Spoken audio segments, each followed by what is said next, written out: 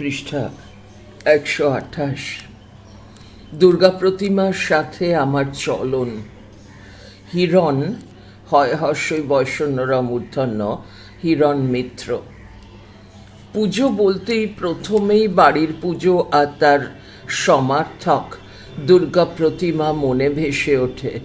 কারণটা সহজ, চোখ খুলেই প্রথম যে রোমাঞ্চের সামনে বিস্ময়ের সঙ্গে একটা বেড়ে ওঠা, তা ওই বিশাল আকারে দশভুজা সংহার মূর্তি, তার মধ্যেই একটা অভয়, স্বস্তি, আশ্রয়, আনন্দ। চেতনা জাগার সঙ্গে শিল্পের যোগ ঘটে গেল। বাড়ির মণ্ডপেই পট চোখের সামনে কাঠামোতে খড় আঁটছে, দড়ি পাকাচ্ছে, শরীরময় একটা কিচকিচ শব্দ জুড়ে যাচ্ছে চোখে মুখে। প্রথমে কাঠ, বাঁশের মূল কাঠামো, তার গায়ে পরিমাণ মতো খড় দেহ তৈরি করা। পরিমাণ মতো কথাটার মানে প্রতিমার ওজন কমানোর তাগিদে মাটির ভাগ কমানোর প্রয়োজনে খড় দিয়েই যতটা সম্ভব ডৌলো আনা, এমনকি পেস্টির খুঁটিনাটি পর্যন্ত। এখানে বলে রাখা যায়, আমাদের ঘরের প্রতিমার সাবেকি একচালা, তার সবটাই লোহা কাঠ নামে এক শক্ত ভারী কাঠের তৈরি। 30-এর মাঝামাঝি বানানো হয়েছিল, 1930। প্রতি বছর তা ভাসান দেওয়ার পর, মানে জলে এক রাত্রি ডুবিয়ে রাখার পর ভোরবেলা বয়ে আনা হয় মণ্ডপে। বছরের পর বছর জল খেতে খেতে ওই কাঠ, ঘুণ, পোকা, ক্ষয়ে যাওয়া সব কিছুকে সয়ে একই রকম প্রায় নতুন রয়ে গেছে। ভোরবেলা আলো ফোটার আগেই যখন 20-25 জন আদিবাসী নাচতে নাচতে মণ্ডপে ফেরে, জল ছুঁয়ে ছুঁয়ে তখনও পড়ছে খড়ের শরীর থেকে জড়ি, রাগদা, সামান্য মাটি, তার রং বেআব্রু, বিষণ্ণ, কিন্তু আবার পরের বছর নতুন সাজে সাজবে বলে বছরভর প্রতীক্ষা একটা আশার আবহাওয়া তৈরি করে দিত। অমনভাবেই সেই কাঠামো, দেবী মূর্তি স্থির থাকে মণ্ডপে। একটা হলুদ রঙের লাল পাড় ডোরাকাটা নতুন গাড়ি দেবীর খড় মাটি ধোয়া নগ্ন মূর্তিকে আড়ালে রাখে। আগে একটা ব্যাপার ছিল, ওই চালাকে দর্শকদের দিকে পিছন ফিরিয়ে রাখার রেওয়াজ ছিল। দেওয়ালের দিকে মুখ রেখে আমরা সারা বছর পিছনের কাঠামো দেখতে পেতাম। আবার শরৎকাল এলে জন্মাষ্টমীর দিনে তাকে ঘোরানোর পালা। এক ডুবে মন্দির পুকুর থেকে লাঠি তুলে আনা, যেখানে দশমীর পর দেবীকে বিসর্জন দেওয়া হবে, শুরু হবে মূর্তি গড়ার কাজ। এখন রেওয়াজ গেছে, নতুন বাহারি বেদিতে ওই কাপড় পরিয়ে দেবী অপেক্ষায় থাকেন। এই মূর্তি, এই গড়ে তোলা আমার চিত্র জীবনে ভীষণ ছায়া ফেলেছে। একে দেশীয় ঐতিহ্য, শিকড়ের টান, এসব ভ্রান্ত ধারণা দিয়ে ব্যাখ্যা করা যাবে না।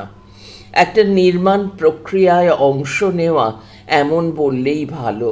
সমষ্টি থেকে একক, এই দ্বন্দ্ব আমাদের রচনায় দ্বিধা এনেছে। যৌথতা যখন ছিল, তখন এই উৎসব ছিল, চিত্র রচনাও একটা যৌথ কাজ বলে ধরে নেওয়া হতো। ওনারশিপ বা ব্যক্তির মালিকানা এমন প্রতিষ্ঠিত ছিল না। ছবিও একটা ধরনে চলল। হয়তো পাশ্চাত্য প্রভাবে আমাদের মনে নিজেকে গড়ে তোলার, স্বাতন্ত্র্য আনার, স্বাক্ষর নির্মাণের ঢং শুরু হলো। একক, নির্জন, নিভৃত কোণে বেড়ে উঠতে লাগলো বিচিত্র রচনা। বাইরে যত টালমাটাল, ভিতরটা ততই স্থির। নতুন দৃশ্য সংস্কারের জন্ম হতে লাগলো। তবু এই যৌথতায় কোনো কিছুকে গড়ে তোলা, বানিয়ে তোলা, খড়, মাটি, রং, সাজ, সবটাই অসম্ভব আনন্দ। চোখের সামনে 2-3 মাস ধরে মাঝে মাঝে বিরতি দিয়ে এই কাজ চলত। পৃষ্ঠা 129। খড় বাঁধা, এক মাটি, এক লপ্তে হয়ে সবার বিশ্রাম। ততদিনে পটো বাড়ি ফিরে গেছে। আমাদের বাড়িটা যা এখনো আছে খড়গপুর শহরে রেল কলোনি চৌহদ্দির বাইরে ব্যক্তি মালিকানা অঞ্চল। নামটা খুব মজার, নিমগেড়িয়া পাটনা। চলতি নাম খরিদা বাজার। বাজারে তো খরিদা মানে কেনা বেচাই হয়। ব্রিটিশরা 19 শতকে এই টিলা অঞ্চলে বেঙ্গল নাগপুর রেলের প্রতিষ্ঠা করেন। পরে হয় সাউথ ইস্টার্ন রেলওয়ে। বড় দুটো টিলাকে ফাটিয়ে জঙ্গল কেটে সাফসুফ করে লাইন পাতে। প্রথমে মানুষজন ভয় পেত ওই বিশাল দৈত্যের মতো গাড়িতে চাপতে, তখন বিনি পয়সায় ভ্রমণের ব্যবস্থা হয়। আজও একটা ট্রেন আছে মূলত রেলের কর্মীদের সুবিধার জন্য, যার টিকিট লাগে না। আরও আশ্চর্যের ওই ট্রেনটির বিচিত্র কাঠামোর। বসার জায়গাগুলো লোহার পাতের বুননে তৈরি। কোনো টয়লেট নেই।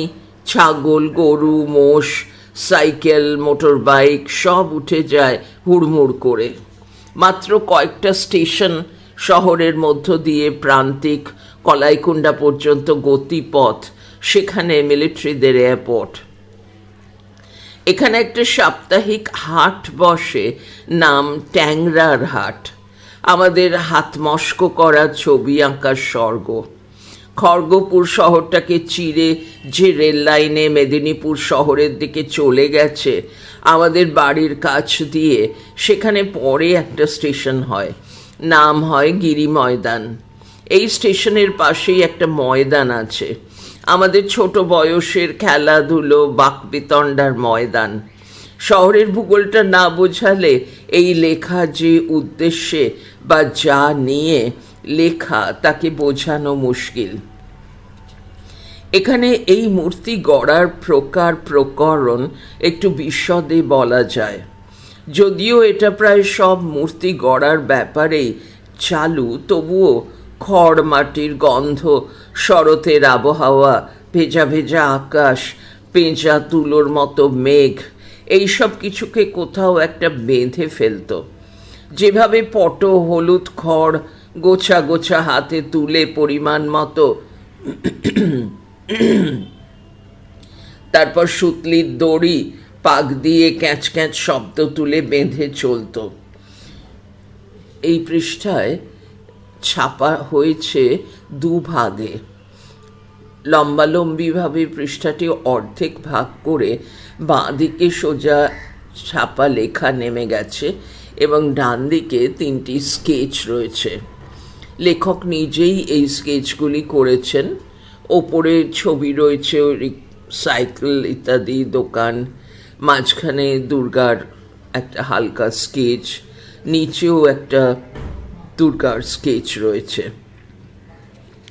পরের পৃষ্ঠাগুলিতেও এইভাবে পৃষ্ঠাগুলোকে লম্বালম্বি ভাগ করে একপাশে স্কেচ আর একপাশে লেখা রয়েছে। মূল পাঠ: শরীরের আদল বানানোর একেবারে প্রাথমিক কাজ কোমর, উরু, পায়ের গোছ, হাতের ভাঁজ, কাঁধ, গলা আর মুন্ডহীন দেহ বিচিত্র ভঙ্গি নিয়ে চালার সামনে দাঁড়িয়ে পড়ত। পৃষ্ঠা 130। এই পৃষ্ঠার বাঁ দিকেও 3টি স্কেচ রয়েছে বিভিন্ন প্রকৃতির, ওখানকার বিভিন্ন পরিবেশের। মূল পাঠ: যেহেতু আমাদের চালাটা কাঠের তৈরি, তার সঙ্গে মূর্তির বাঁধন কাঠের গোঁজ দিয়ে। বাছাই করা লম্বা খড়ের আঁটি ভালো করে বিছিয়ে শুকিয়ে পটো অল্প অল্প হাতে তুলে নিত। একটু একটু করে শরীর স্ফীত হচ্ছে। এই বাঁধনে সেই বছরের ভঙ্গি নির্দিষ্ট হতো, মানে প্রতি বছর প্রায় একই রকম অঙ্গ থাকলেও সামান্য অদল বদল ঘটাতো পটো। আমাদের তাই কৌতূহল বেড়ে যেত। ওই খড় পর্ব শেষ হলে এঁটেল মাটির প্রলেপ পড়ত, যাকে এক মাটি বলার রেওয়াজ। একটা মাটির বড় মালসাতে জল রেখে মাটির তাল হাতে তুলে চলতো আদল গড়ার কাজ। মাঝে মাঝে হাতে জল মেখে 5 আঙ্গুলের ছাপ নিয়ে হাত ঘুরিয়ে ঘুরিয়ে শরীরের অপূর্ব গঠন চোখের সামনে জেগে উঠত। নারী শরীর পুরুষ শরীর তার অ্যানাটমি মনুষ্য মূর্তির আকারে সরু কোমর, চওড়া কাঁধ, ত্রিভঙ্গ শৌর্য দেখানো দেবী মূর্তি। আমাদের একচালা মূর্তি। পার্বতীর পরিবার, দেবীর ডান দিকে লক্ষ্মী পদ্ম বা পেঁচার উপর, বাঁ দিকে সরস্বতী হাঁসের উপর, তার নিচে ময়ূর নিয়ে কার্তিক, উল্টো দিকে গণেশ ইঁদুর সহ। এই যে একটা ভয়ানক যুদ্ধ চলছে, বিভৎস হত্যাকাণ্ড, সিংহের গর্জন, এসবকে উপেক্ষা করে ওই চারজন নিরুত্তাপ পুজো নেওয়ার অপেক্ষায়। এ ব্যাপারটা আমি আজও কিছুতেই বুঝতে পারিনি। হয়তো ওই হত্যাকাণ্ডকে সমর্পণ ভাবনায়, ভক্তি ভাবনায় প্রতিষ্ঠা করাই শিল্পীর উদ্দেশ্য ছিল। পট যখন এক মাটি লেপে বাড়ি চলে যেত, মানে খড়গপুর শহর থেকে মেদিনীপুর শহরে নিজের বাসস্থানে ফিরত, তখন তার কাজ ছিল মুখের ছাঁচ তোলা, মাটির গয়না বা গহনা বানানো, তাও ছাঁচ থেকে। এই ছাঁচগুলো মাটির, কিন্তু পোড়ানো, প্লাস্টার অফ প্যারিসেরও হতো। একটা কাপড়ের পুঁটলিতে উনুনের ছাই পুড়ে ছাঁচের উপর ছড়িয়ে দিয়ে কাঁচা মাটি টিপে টিপে লাগানো চলতো। ওই ছাই থাকার জন্য মাটি ছাঁচে আটকে যেত না। এই মাটি নদীর পলি মাটি আর এঁটেল মাটির সংমিশ্রণে বানানো, অনেক মসৃণ কালচে রঙের। এই মাটি দিয়েই ওই এক মাটির উপর আবার মসৃণ প্রলেপ দেওয়া হবে। পৃষ্ঠা 131। যাকে দো মাটি বলা যায়, দয়কার দো হাইফেন মাটি, দো মাটি। এই কাজ শেষ হলে একটা বড় পাত্রে মাটি গুলে একটা লেই মতন বানিয়ে মোটা তুলি দিয়ে শরীরের ভঙ্গুর ভাঁজগুলোতে পাতলা ধুতির কাপড় টুকরো টুকরো করে মাটি মাখিয়ে লাগিয়ে দেওয়া হতো। পৃষ্ঠা 131। যাতে তা সুদৃঢ় থাকে, যাতে চিড় না ধরে। এখানে বলে রাখা ভালো, মাটি শুকোলে মূর্তির শরীর খানিক ছোট বা সংকুচিত হয়ে যায়। সেই সংকোচনের হিসেবটা পটকে মাথায় রাখতে হয়। মূর্তি দোমাটি করার সময় একটা বাঁশের গোঁজ ঘাড়ের মাঝে পোঁতা থাকে, তাতে বসবে ওই ছাঁচ তোলা মুখ, এর মাঝে জোড় লাগবে গলা।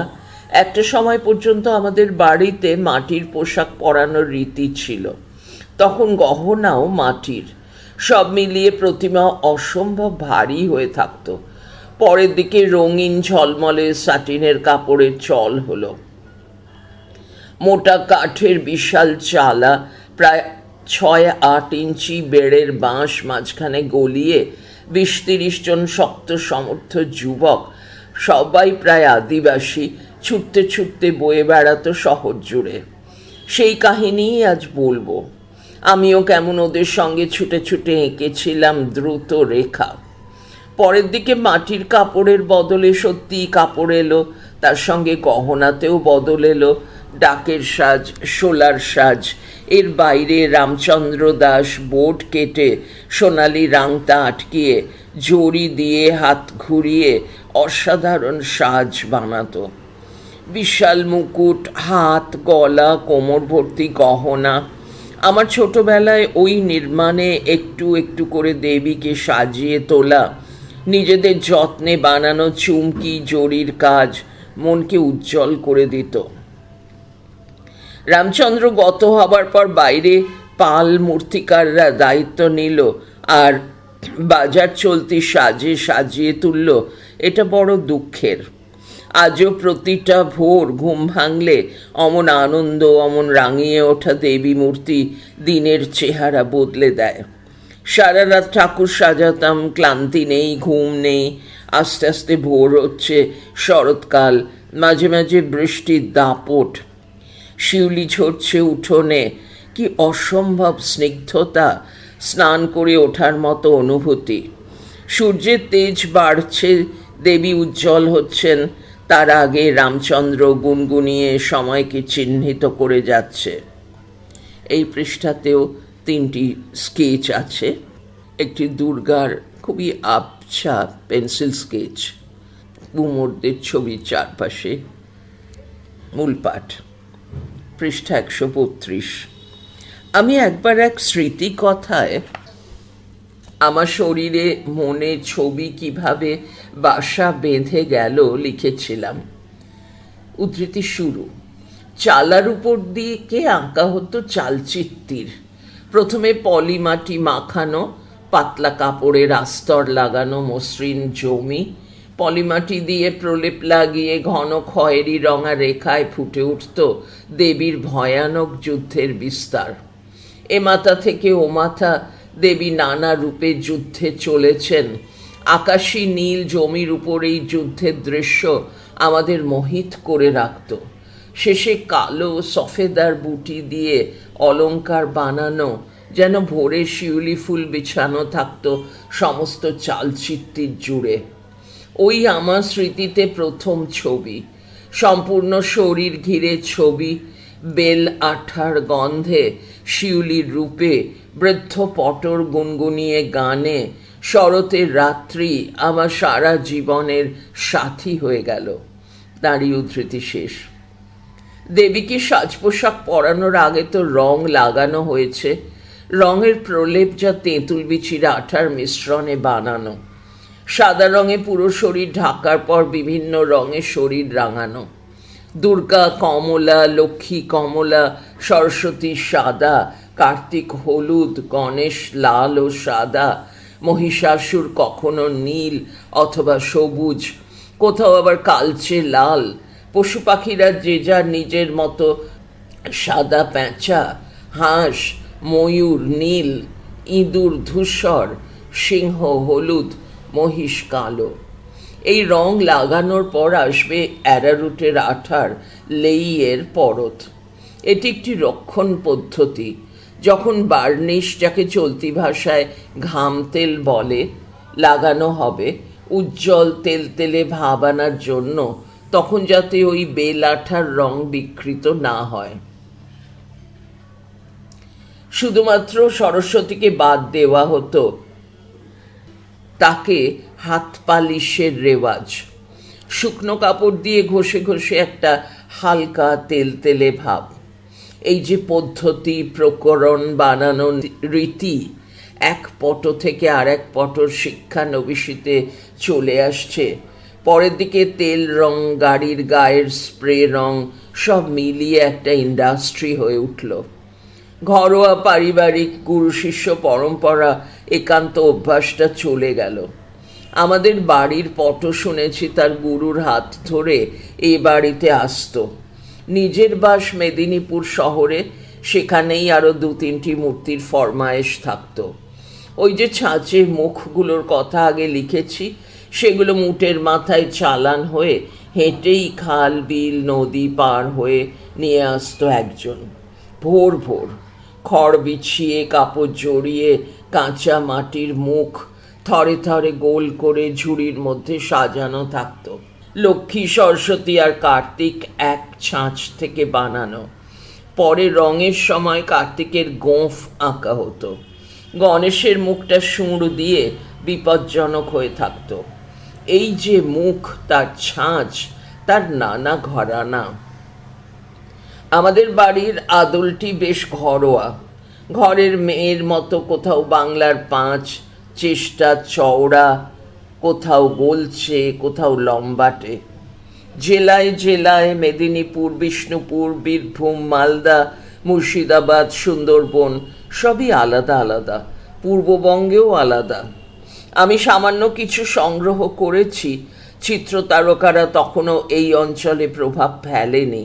মণ্ডপে চত্বরে রেখে দেবীকে যখন গড়ে তোলা হলো, তারপর পঞ্চমীর রাতে লোকজন জড়ো করে উঁচু বেদির ওপর ওনাকে তোলা হবে।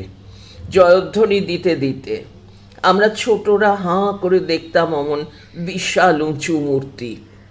ভাবতাম কি তার প্রভাব, কি রূপ, কি দাঁড়ানোর ভঙ্গি। একটা নৃত্য ভঙ্গিমা আছে, কিন্তু পেলব নয়, রিজু। আবার ছন্দ যেন গা দিয়ে উপচে পড়ছে।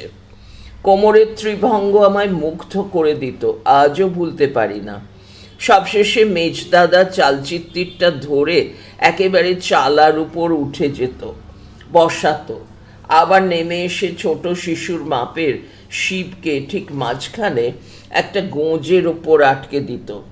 চালার চারদিকে গোল করে লাগানো রূপালী রাংতার কলকে কয়েকটা একটু দুমড়ে যেত। এ দৃশ্যের পুনরাবৃত্তি বছর বছর ঘটতে দেখেছি। এইবার আমরা মূল পর্বে চলে এসেছি। এক বিচিত্র ঘটনা, কাকতালীয় হলেও এমন ঘটনা বহু বছর ঘটতে দেখেছি আমরা। আমাদের খড়িদা অঞ্চলের এক প্রান্তে আছে একটা শ্মশান, তার লাগোয়া একটা বড় দিঘি, আর বেশ প্রাচীন এক শিব মন্দির, একটা বেশ বড় প্রাঙ্গণ। ওই পুকুরের নাম আগেই লিখেছি মন্দির পুকুর। তার ঘাট ইট দিয়ে বাঁধানো, দুটো গোল চাতাল পুকুরের মাঝে বসানো। একটা ইটের সরু বাঁধানো রাস্তা সেতুর কাজ করছে। পৃষ্ঠা 133। বাঁধানো ঘাটের দুদিকে সিমেন্টের পরিমূর্তি বসানো। এই পুকুরেই বিসর্জন হবে দেবীর। তার আগে শহরে পরিক্রমা। এই শহর পরিক্রমার ঘটনা নিয়েই এই লেখা। ওই দিন অর্থাৎ দশমীর দিনে খড়গপুর শহরে কোনো বিসর্জনের অনুমতি নাকি দেওয়া হতো না, অন্তত সন্ধ্যের মুখে। ওই দিন আবার দশেরা, মানে রাবণকে বধ করবেন রামচন্দ্র। সেই বধের আগে তাঁরাও শহর ঘুরবেন, সাথে বহু লোক লস্কর। ঠিক সৈন্যবাহিনী নয়, কিন্তু তার থেকেও আশ্চর্যের। খড়গপুর অঞ্চলটা বহু ভাষাভাষীর, বাঙালি ছাড়াও পাঞ্জাব, ওড়িশা, বিহার, মধ্যপ্রদেশ, রাজস্থান, দক্ষিণ ভারতের বাসিন্দারা রেলের কর্মচারী হিসেবে জড়ো হয়েছে। দক্ষিণ ভারতীয়দের প্রভাব বেশি থাকায় এই রাবণ বধের উৎসাহ। এই শরৎকালের পুজো দেবীর অকাল বোধন, রাবণকে পরাস্ত করার জন্য। একটি বিশেষ পরিবার থেকে বাছাই করার রেওয়াজ রাম ও লক্ষ্মণ। তারা একটি বিশেষ রথের উপর বসে যাত্রা করবে। সামনে রাবণের রথ, দুপক্ষে চলছে তীব্র যুদ্ধ। শূন্যে বাণ ছুটছে, ব্যাজ লাগানো ভলান্টিয়ার তীর কুড়োতে কুড়োতে চলেছে। এই রথকে অনুসরণ করছে নানা বিচিত্র ঘটনা। লোকজন, ঠিক কোন সম্প্রদায়ের দক্ষিণ ভারতীয়রা এই রাবণ বধে উৎসাহিতা বলতে পারবো না, কিন্তু ওই বধ দৃশ্যটি দেখবার জন্য কাতারে কাতারে মানুষ বাড়ি ছেড়ে রাস্তায় নামে। সেদিনের মিছিলের বিবরণ পরে দেব, কিন্তু ওই 60 ফুট উঁচু বাঁশ, কাপড়, কাগজের তৈরি, সর্ব অঙ্গে আতশবাজি আর নানা মাপের শব্দ বোমা আগুন ছড়িয়ে ফেটে উঠবে। রামচন্দ্র অগ্নিতীর দিয়ে রাবণের বুকে তাকে বিঁধবে। একটা লম্বা তারের নিচের দিকে ওই অগ্নিবাণ আটকানো। রাম যেই তাতে আগুন লাগাবে তা সোজা রাবণের বুকে গিয়ে বিশাল শব্দ করে ফেটে যাবে। ওই শব্দের সাথেই আমাদের বাড়ির দেবী পুকুরে বিসর্জিত হবেন। এটা কাকতালীয় হলেও প্রায় এমনটা হতেই আমরা দেখতাম। হয়তো সময় বিচার করে প্রায় একই সময়ে দুটো ঘটনা দু প্রান্তে ঘটত। এই মেলা বা তাগিদে একটা নির্দিষ্ট সময়ে দেবীকে বেদি থেকে তুলে প্রাঙ্গণে এনে বরণ করে শহর পরিক্রমায় যেতে হতো। এইখানে 133 পৃষ্ঠায় ডান দিকে 3টি স্কেচ আছে, সবই ওই দুর্গাপূজা সংক্রান্ত। মূল পাঠ পৃষ্ঠা 134। পৃষ্ঠা 134-এও 2টি স্কেচ আছে। যেহেতু লোকের মাথায় বয়ে নিয়ে শহর ঘোরা, কোনো যানবাহন ব্যবহার করা হতো না, সময় লাগতো বেশি, কিন্তু সেই পরিক্রমা একটা ঘটনা। খড়গপুরের অলিগলি এতই ছোট, তার মধ্যে ওই বিশাল চালা বয়ে নিয়ে যাওয়া বেশ হ্যাপা।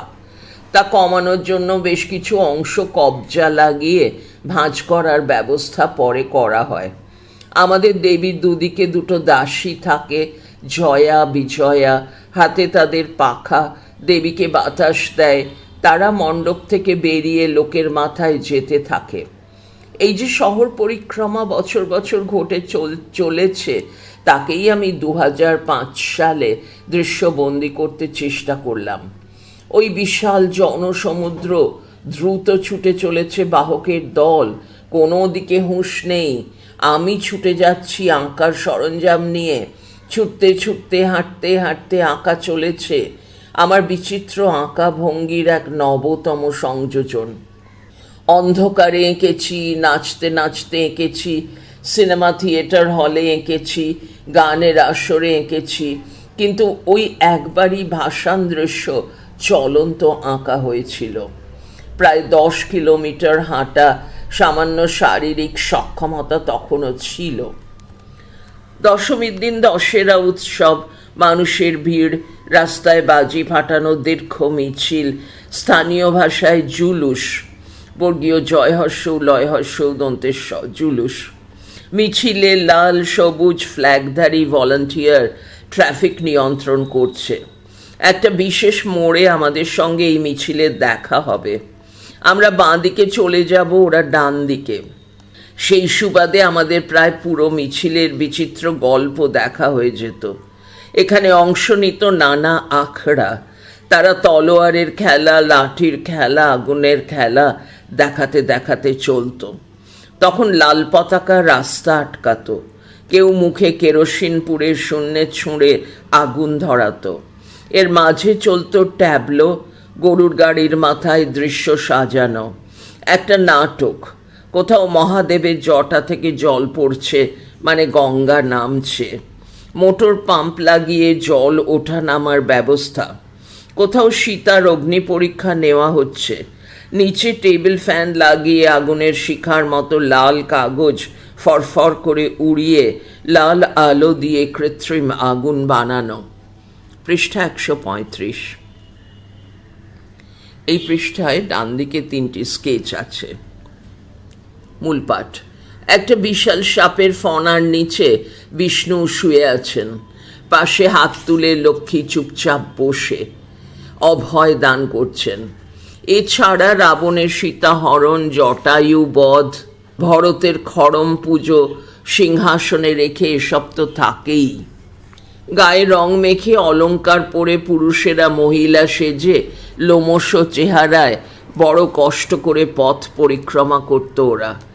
যাকে দাঁড়িয়ে যেতে হতো তার জন্য একটা বাঁশের খুঁটি বরাদ্দ, ভারসাম্য না হারানোর জন্য। এই ট্যাবলোর মধ্যে আবার প্রতিযোগিতা হতো। বিধায়করা এসে পুরস্কার দিতেন। এত ভিড় হতো বলে কোনো দেবীর বিসর্জনের অনুমতি মিলত না, কিন্তু আমাদের অনুমতি থাকে ঘোড়া, উট, হাতি সব নিয়ে যাওয়ার। এটা ব্রিটিশ আমলের চল। যখনই কোনো পুলিশ অফিসার রাস্তা আটকাতো, বড়দের মধ্যে কেউ অনুমতিপত্র গর্বের সঙ্গে মেলে ধরত। খড়গপুর শহরটা আগেই বলেছি দুভাগে ভাগ করা। রেল কলোনি, তার কারখানা, লোকজনের থাকার ছোট ছোট বাড়ি, তার বাইরে বাজার আর নিজস্ব জমি বাড়ির মহলা। নানা প্রদেশের লোকজন তাদের গ্রাম শহরের আদলে এক একটা অঞ্চল সাজিয়ে তুলেছে। আমাদের ঘুরে ঘুরে ছবি আঁকার স্বর্গ সুখ। একটা ছোট ভারত। আমাদের প্রতিমা হাঁটতে হাঁটতে সব পাশ কাটিয়ে গলি, বারান্দা, দোকান, চালা ভেঙে ভেঙে বড় রাস্তার দিকে পা বাড়াতো। প্রথম যে মোড়টা পড়তো তার নাম বড় বাতি। একটা বাঁধানো বেদির উপর দীর্ঘ উঁচু লোহার তৈরি মিনার, তার মাথায় তীব্র আলোক লাগানো, তাই অমর নাম। একটা লোহার সিঁড়ি মাথা পর্যন্ত উঠে গেছে। ছোটবেলার দুটো ঘটনা এই চত্বরটা ঘিরে বিশেষ করে রেখেছে। একবার এক পাগল ওই বাতি স্তম্ভের মাথায় উঠে বসে। তাকে নামাতে বহু কসরত করতে হয়। সে মাঝে মাঝে চিৎকার করে ভয় দেখাচ্ছিল ঝাঁপ দেবে বলে। আর একবার খুব ছোট বয়সে ঝড়জলে রাস্তা হারিয়ে সামনের একটা লাল কুঠিতে আশ্রয় চাই। কোনো রেলের অফিসার থাকতেন। আমাকে দিশেহারা দেখে দরজা খুলে ভিতরে ঢোকান, বাড়িতে খবর পাঠিয়ে ফেরত পাঠান। পৃষ্ঠা 136। এখান দিয়ে প্রতিমা এগিয়ে যাবেন উঁচু টিলার দিকে, যে টিলাকে ইংরেজরা দূরবীন দিয়ে প্রথম প্রত্যক্ষ করেছিলেন 19 শতকে মেদিনীপুর অঞ্চলের গোপ বলে আর এক টিলা থেকে। সামনে কংসাবতী নদী, ওই উঁচু রাস্তার উপর উঠতে বাহকরা শ্লথ হয়ে যায়। আমার আঁকার সুবিধা, বাতির উপর উঠে দেখতে থাকতাম দেবী অনেক দূরে চলে যাচ্ছেন। নেমে আবার পিছু নেওয়া। এখানে একটা বাঁক আসবে, পাথরের বানানো পোস্ট অফিসের একতলা ঘর, চার্চ, স্কুল, খড়গপুরের থানা, তাকে পাশ কাটিয়ে বিখ্যাত গোলবাজারের দিকে যাত্রা। আমি ছুটে ছুটে আঁকছি। হাতের উপর একতাড়া কাগজ, ল্যামি পেনের কালো দাগ পড়ছে, হাতে তৈরি খড়খড়ে কাগজের উপর এলোমেলো। হঠাৎ দেখলাম একটা বাড়ির সামনে ছোট ছেলে তৈরি বিচিত্র আকারের রাবণ দাঁড়িয়ে। বোট কেটে পা, মাথা, মুকুট, শরীর। পাশ দিয়ে বড় বড় পতাকা নিয়ে হনুমানের নামে জয়ধ্বনি দিতে দিতে ছুটে গেল পালোয়ানের দল। আমার আঁকা চলেছে। কারো কারো হাতে খোলা তরবারি। এর একটু পরে পথে পড়বে বড় মসজিদ। ঢাক বন্ধ করা হবে ধর্মের কারণে। জয়ধ্বনি বন্ধ হবে। চুপচাপ পার হয়ে যাবে। যেতে যেতে মনে পড়বে দাঙ্গার দিনের কথা। বহু মানুষ আশ্রয় নিয়েছিল এখানে। অনেক অস্ত্র নাকি মজুদ ছিল ওর ভিতরে। কিছুটা দূরে উল্টো দিকেই আবার হিন্দুদের দুর্গা মন্দির। মুখোমুখি দুই সম্প্রদায়। আজ সে কথা থাক। এবার আমরা গোলবাজারে ঢুকে পড়লাম। আক্ষরিক অর্থেই এটা গোল। তাকে গোল হয়েই পরিক্রমা করতে হবে। পথে পড়বে উড়িষ্যাবাসীদের ঐতিহ্যশালী প্রতিমা। এখানে একটা ঘটনা বলি। যখন যখন আমাদের প্রতিমা অন্য কোনো মণ্ডপ বা প্রতিমার সামনে দিয়ে যাবেন, তাদের প্রথা মাফিক একবার মুখোমুখি করার রীতি। কিছুক্ষণের জন্য তারা অমন স্থির থাকবেন, তারপর আবার চলা। এর কারণ জানি না। গোলবাজার ছোঁয়ার পর ফেরার পালা, প্রায় একই রাস্তায়। দুর্গা মন্দির, মসজিদ, রেল কলোনি, বড়বাতি হয়ে আমাদের বাড়ির রাস্তায় ঢুকে পড়া। এর মধ্যে আরও কয়েকটা সংস্কার বলে নেওয়া যায়। পৃষ্ঠা 137। মাঝে মাঝেই একদল ছেলে, বুড়ো, মহিলা ওই চালার নিচে দিয়ে দৌড়ে চলে যায়, ঢুকে পড়ে বাহকদের মধ্যে। কায়দা করে বেরিয়েও পড়ে। যে ছন্দে ওরা নাচতে নাচতে ছুটছে, ঠিক সেই তালেই ওরা ঢোকে, তাই কোনো বিপত্তি ঘটে না। বিশাল দেবী মূর্তি, 40-50টা পা একসঙ্গে তাল ফেলছে। আরও একটা সংস্কার, দেবী যখন মণ্ডপ ছাড়ছেন তখন দেবীর মুখ মণ্ডপের দিকে, অর্থাৎ আমরা দেবী দর্শন করতে করতে চলেছি। এবার যখন ফেরার পালা, তখন দেবীর মুখ ঘুরে গেল। আমরা তার পিছে নদী বা পুকুর, মানে জলের দিকে তিনি তাকিয়ে। ছবিতেও অমনভাবে সামনে পিছনে আঁকা হয়ে গেল। আমাদের কাঠের কাঠামোর পিছনে খোপ কেটে কেটে ঘর করা, তাতে চালাটা শক্তপোক্ত হয়েছে। যে ছোট্ট শিব গোঁজের উপর বসে থাকতেন উপরে, তিনি নেমে এসে কোনো ভাইপো ভাইজির কোলে চলেছেন, শিশুর মতো। বড় রাস্তা ছেড়ে আবার গলির মধ্যে সেঁধিয়ে পড়েন দেবী। চালা ভাঁজ করা চলতে চলতে এবার আবার মণ্ডপের পাশ দিয়ে আমরা চলে যাব। বরণের স্মৃতি ভেসে ওঠে। উঠোনে সিঁদুর খেলা চলছে। সধবারা পান সেজে সেজে দেবীর হাতে পরিয়ে দিচ্ছেন বিদায়ের ঢঙে। পান সুপুরি উল্টো দিকে মুখ করে ছুঁড়ে দিচ্ছেন। সবাই হুমড়ি খেয়ে পড়ছে তা তোলার জন্য। এক মিষ্টিওয়ালা প্রতি বছর এক বিশাল আকারের জিলাপি দেবীর বাঁ হাতে ঝুলিয়ে দিয়ে যায়। জলে ফেলার আগে তা লুট হয়ে যায়। অস্ত্র, গহনা, টুকিটাকি কাড়াকাড়ি চলে। আসল সোনার অলংকার মণ্ডপ ছাড়ার আগেই সিন্ধুকে পুড়ে ফেলা হতো। এবার হঠাৎ ঠান্ডা হাওয়া এসে মুখে ঝাপটা দিল। বুঝলাম জল পুকুর দূরে নয়, পাশেই পড়ল আমার ছোট বয়সের বাগান। আজ তা হাতছাড়া। এই বাগান ঘিরে অজস্র স্মৃতি আর এক বৃত্তান্ত। ঘাট এগিয়ে আসছে, লাল ইটের চওড়া চওড়া সিঁড়ি। এবার মোরামের রাস্তার উপর দেবীকে নামানো হলো। বাকি সংস্কার প্রথা সারা হলো। বড় বড় কাছি বাঁটা হলো চালার পিছনে। আস্তে আস্তে জলের দিকে ঝুঁকে পড়ছে প্রতিমা। পিছন থেকে টেনে ধরেছে বাহকের দল। দেবী জলের দিকে মুখ করে শুয়ে পড়বেন, ডুবে যাবেন, ভেসে যাবে অলংকার, কৃত্রিম চুল, পোশাক, জড়ি, চুমকি, চালচিত্তির। কেউ কেউ জল ছেটাতে থাকে ডাঙায় দাঁড়ানো মানুষজনের দিকে। আমার আঁকার খাতায় দু এক ফোঁটা এসে পড়ে। আমি তাকে কাজে লাগাই। পেনের কালি ভিজে ওঠে, পুকুরের জলের ছায়া বনে যায় ভেজা কালি। এই ভাসানের সঙ্গে আমার এক দুঃখময় স্মৃতি আজও চোখের সামনে ভাসে। মনটা বিষণ্ণ হয়। ফেরার সময় মাকে দেখতাম দোতলার বারান্দায় দাঁড়িয়ে অঝোরে কাঁদছেন, উচ্চস্বরে নয় গোপনে। দু চোখ ছাপিয়ে জল শাড়ির আঁচল ভিজিয়ে দিচ্ছে। আমি মুখ ফিরিয়ে নিই আজও। এই নিচে একটি স্কেচ রয়েছে আর লেখা আছে স্কেচ লেখক।